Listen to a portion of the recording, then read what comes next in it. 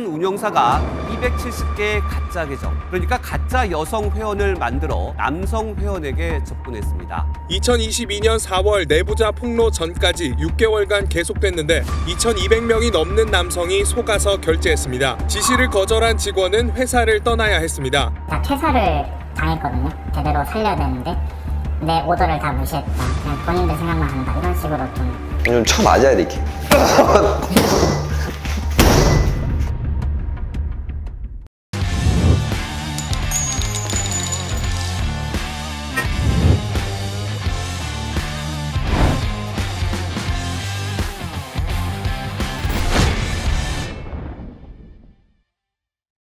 박준 변호사입니다. 너무 배고프네요. 제가 이제 식단 관리를 하면서 운동을 한 지 한 일주일 정도 됐습니다. 지금 그게 이 몸이에요, 지금. 확대하지 말고. 배고픈데 아주 또 많죠, 이거? 예?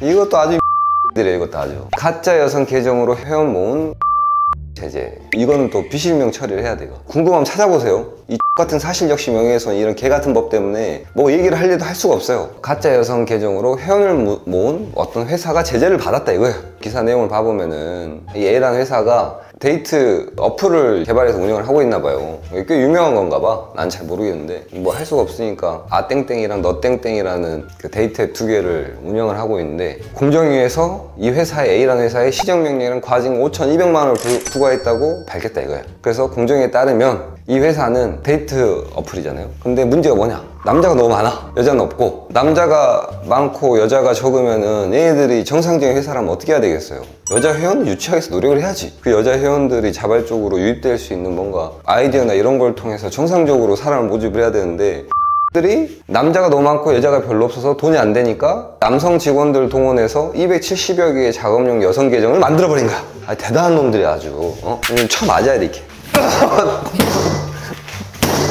엿같은 사실역시 명예훼손이나 병신 같은 법 때문에 하고 싶은 얘기를 할 수가 없어요. 그래서 가짜 계정을 만들어가지고 만든 것뿐만 아니라 또 여성 회원 사진을 무단으로 도용하고 계정을 허위로 만들고, 그렇게 해가지고 A가 운영했던 B라는 어플에서만 1,100명, C라는 어플에서는 64,700명의 회원 프로필 열람하고 호감을 표시했다. 가짜 여자 계정을 만들어가지고 남자 계정에다가 막 좋아요 막 이런 걸 누른 거야. 그러면 이제 순진한 남자애들이 이게 가짜인지도 모르고 저 여자가 나를 마음에 들어하네? 근데 그 여자의 또 프로필을 조회를 하려면은 돈을 내야 된단 말이야. 그 어플 내에서 그게 이름이 뭐 있나 봐요. 이것도 얘기하면 특정된다고 또 지랄할 수도 있으니까. 이제 그게 그 회사의 수익원이었겠지. 친구 신청을 하거나 열람을 하려면 돈을 내야 되는 거구나. 그래서 가짜 계정은 진짜 실제 여성 회원처럼 노출이 됐고, 그래서 가짜 계정으로 남성 회원을 속여 유료 구매를 유인했다는 게 공정의 판단이다. 그래서 과징금 5천 얼마인가? 5,200만 원을 부과했고, 그리고 또 아까 얘기했던 것처럼 여자의 사진을 무단으로 게시한 거에 대해서 개인정보보호위원회에서 과징금 2억 2천만 원을 부과받았다. 총 한 2억 7,400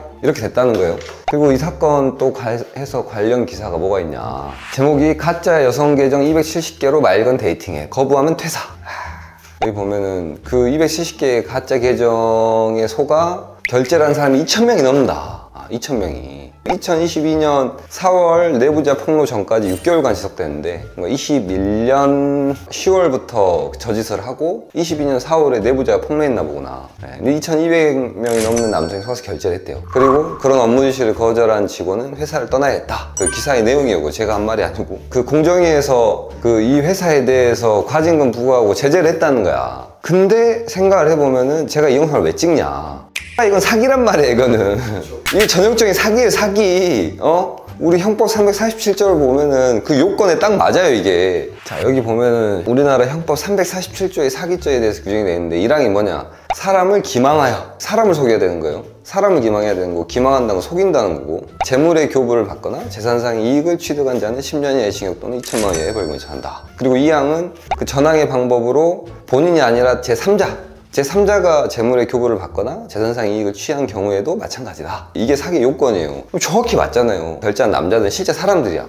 남자 입장에서는 내가 얘 프로필을 조회하려고 돈을 냈어. 근데 얘가 당연히 그 결제의 전제에는 나한테 호감이 있는, 아니면 내가 호감이 있는 실제 이 사진 속에 있는 여자라는 걸 전제로 해서 결제를 한 거 아니에요. 근데 그게 구라였던 거야. 그게 속인 거잖아, 그거를. 그 해당 유저가 속인 게 아니라 회사가 조직적으로 그거를 계정을 만들어가지고 속였는데, 그러니까 기마마이가 성립하는 거죠. 그래서 재물의 교부를 받거나 재산상 이익을 취했잖아. 돈을 벌었잖아. 그러니까 정확하게 사기의 요건에 해당한다 이게. 근데 왜 공정위는 사기로 직권 고발을 안 해?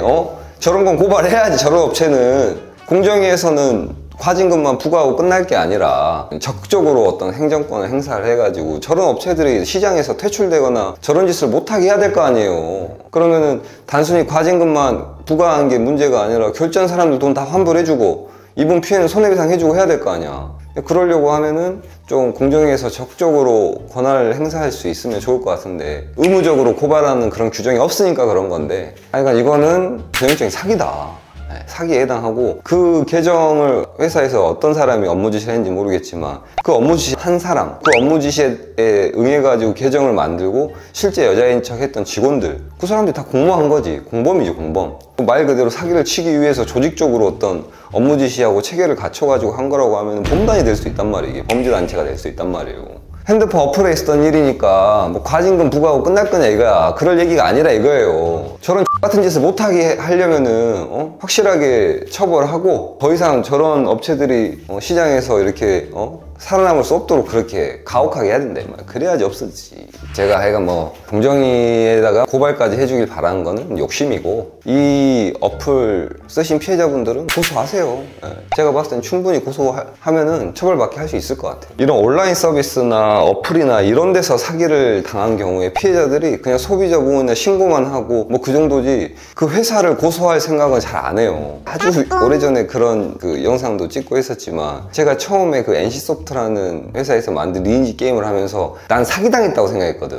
현금 결제를 하면서. 그런 적이 있었어요, 얘가. 왜냐면은 초창기에 그 게임이 나왔을 때 내가 무슨 영웅카드를 하나 뽑았어. 그걸 내가 돈 주고 뽑았는데 내가 원하는 게 안 나와가지고 그거를 다시 뽑기를 하는 그런 시스템이 있었는데 그 비용이 너무 비싼 거야. 얼마였지? 뭐 몇만 원, 몇십만 원 이랬던 것 같아요. 그래서 나는 이걸 내가 다시 뽑는데 돈을 써야 되는 줄 알았었으면 나는 처음부터 안 했지. 난 이 생각이었거든. 근데 그것도 사실 소액이고 그러니까 뭐 아무것도 아닌 것처럼 넘어갔지만 실제 그 행동을 보면은 사기로 본단 말이야. 나는 내 생각에는 그럴 수 있다고 봐요. 당연히 그렇게 돈 쓰게 하는 거라고 하면 고지하고 가르쳐줘야지. 그래서 소비자가 합리적으로 선택할 수 있게 해줘야 되는데 일절 그런 게 없는 경우가 많고, 그런 것들이 실제로 소액이고 이러다 보니까 소비자들 돈만 빨아가고 처벌 안 받는 경우가 부지기수로 많다. 이것도 지금 데이팅 어플 같은 경우도 피해자들이 실제로 결제하는 금액이 다 소액일 거 아니에요. 근데 그 돈을 받으려고 뭐 변호사 선임해서 고소하고 이런다는 게 현실적으로 쉽지가 않잖아요. 그러니까 그렇게 소액 피해 같은 경우에는 그거를 이용하는 거예요. 그리고 또 이런 짓을 하는 놈들이 어차피 이거 소액이고 하니까 안 걸리면 이익이고 걸리면은 뭐 과징금 얼마 뱉어내고 이런 생각으로 하는 거죠.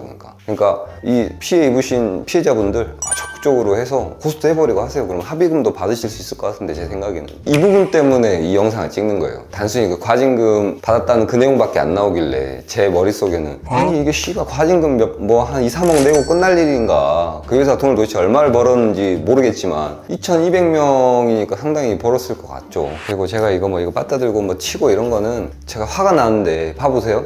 지금 사실적시 명예훼손 이런 개 같은 법 때문에 제가 저 업체 이름을 얘기하고 싶어도 얘기를 할 수가 없어요. 내가 이걸 하면은 뭐 돈을 벌기를 하나, 뭐 억만금을 나한테 누가 주기를 하나, 내가 미쳤다고 그거를 고소까지 쳐당하면서 이 짓을 왜 하냐고. 임금 얘기, 당나 얘기 그런 거 비싼 거예요. 존나 화가 나. 막 얘기하고 싶은데 막 얘기하면 고소당할까봐. 그러니까 화가 나니까 빠따를 치는 거야, 이렇게. 이 새끼들아!